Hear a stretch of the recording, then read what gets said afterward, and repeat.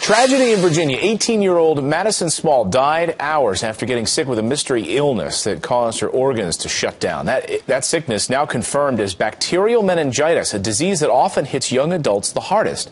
So what are the warning signs and how worried should parents be? Joining us now is the great Dr. David Samadi of the Fox News Medical A team. Doc, great to see you as always. Break this down for us. So she was complaining of some headaches. She was not feeling so good. She told her parents. It was the speed, though, I think, which struck most people about this story, from those headaches to her dying. Yeah, it's important for people to know what meningitis is. So around the brain and spinal cord, you have a lining, and when it gets inflamed, whether it's because of virus or bacterial or fungal infection, that's called meningitis. It's a serious and lethal disease, and parents need to be worried about some of these symptoms. They would start having high fever, they would have nausea, vomiting, and these are very vague symptoms that could easily go. In fact, she was admitted to urgent care, and she was sent home because they thought maybe it's another common cold, nothing serious. But when you diagnose this early on, look at the symptoms: confusion, sensitivity to light. Stiff neck is a big red flag, because when you have inflammation around the brain and the spinal cord, you would have a severe stiff neck, and you want to pay attention to that.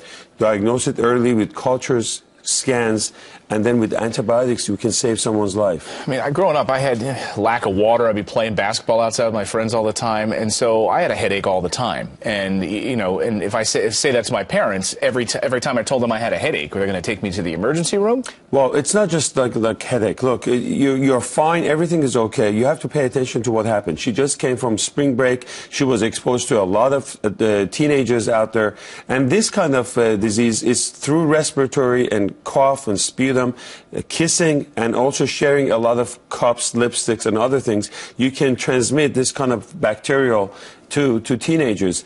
And when this happens, they would come with severe headache. Fever is a big red flag. They will feel fatigue, they're sick, and very quickly you can go into organ failure if you don't treat it. Real quick, before we get to how to prevent this, why teens and kids most affected by this?